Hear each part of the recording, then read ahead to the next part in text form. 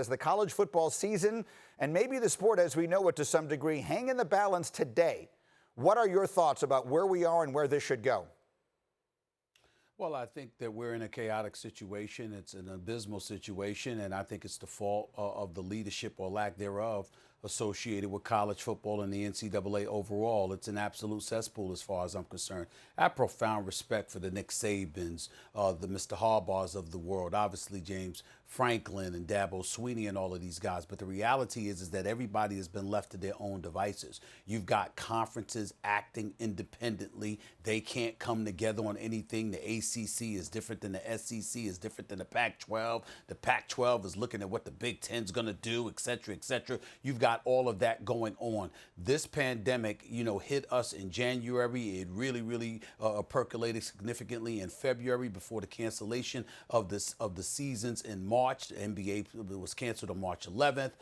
The March Madness was soon to follow. All of these different things were going on, and the cancellation came into play. You had all of these months to come to the conclusions, and you still have failed to do so. I heard James Franklin earlier on your show, Greeny, and I definitely understand where he's coming from. Delay. There's still plenty of time. But who's going to make the decision? And who is it going to benefit? And how do you know what benefits one conference is going to be to the benefit of college football, et cetera, et cetera? You've got so many question marks because you have no leadership. If this were the NBA, if it's Major League Baseball, if it's the NFL, whether we agree or disagree with their decision, at least there's somebody that we're able to point to that's in a position of leadership and authority that has the power to make certain decisions. And then we're able to say, okay, here's who's saying this. This is why they're saying it. Here's what they believe. This is what their rationale is. Period.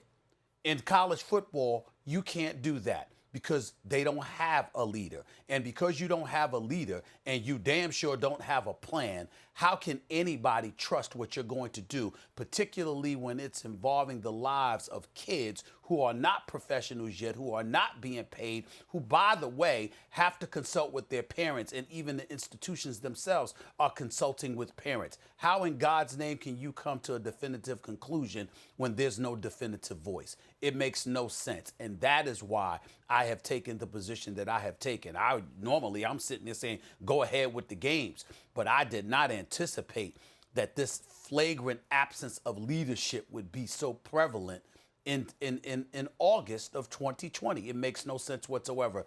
And I think the comeuppance due to college sports should be the cancellation of the football season because we don't have anything to point to. Anyone to point to. We'll see if that is what winds up happening. Paul, as far as the Stephen A's criticism of the NCAA, that's something you have said on this show many times and I know have felt for quite some time. And one of the things James Franklin told me at that interview is one of his reasons for wanting to push back this decision is that he has players asking him, well, what happens to my scholarship? What happens to the fifth-year guys? What happens to the high school guys? This could be a decision on that could be made in the Big Ten today. And Heather Dinich told me the NCAA is getting together tomorrow to start figuring out the answers to those questions. That doesn't make sense to me, Paul. That does not. That I think is a great example of what Stephen A is talking about. Yeah, as for Coach Franklin, I think it was very passionate, and I respect what he's saying. However, I think the NCAA and I think all the various conferences are going to take care of these players. I don't think that one works. Another thing that Coach Franklin and Scott Frost said at Nebraska, I find to be preposterous. Nobody in the Big Ten, the richest college football league in America, is leaving the Big Ten for a season. They would pay penalties in the tens, if not close to $100 million to try to get out of there, and they wouldn't do it for a season that may not even happen anyway, Greeny. So for the college football coaches in America, I get you're playing to your players and your fan base, throwing them as much red meat as possible, but don't come up with that. That's simply implausible. And one more thing about James Franklin that I listened to with your interview with him.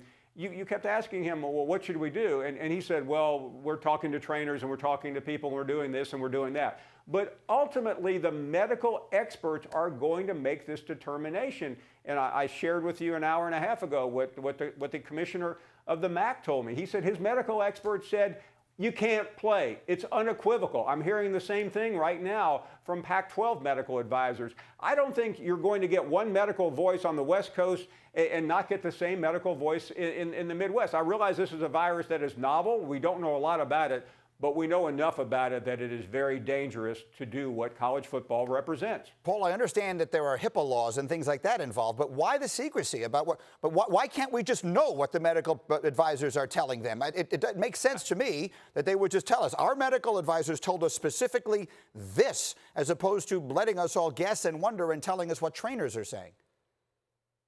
Paul. I'll say this as the spouse of a physician, Greeny. My best friend has gone to her, and she won't discuss the case, even though I sent him to her. So I understand HIPAA, but this is not about HIPAA. Medical experts are sharing this information every single day on every single network. There's nothing secret about what medical people think about this virus, and I think it's high time that these conferences share this information with all of us. Boog, jump in here on any part of this that you find most interesting, whether it's what should happen with these kids, what should happen with the NCAA. How about the idea of Ohio State coming down and playing LSU this year for a one-year situation? What do you think of all of this? Well, I think Paul makes a good point about leaving the richest conference in America for one season. It sounds good. It sounds great for the headline, but that's not going to happen. I think Stephen A. makes a really good point about these kids. Because over the weekend, we all looked at the point that went viral, hashtag we want to play, hashtag we're in it, whatever it is, and we said, man, good for Trevor Lawrence, good for Justin Fields. But let's remember, these are kids. They're not in a position to make any decisions whatsoever. And we as the media, we got behind it. Hey, these kids want to play. But let's remember, these kids have been asking and demanding things for years, some of which they've gotten, some of which they haven't. So now all of a sudden, we want the universities and the presidents and ADs, let's listen to the kids so they can go out there and play. That's not going to happen. Thank you for watching ESPN on YouTube. For live streaming sports and premium content, subscribe to ESPN+.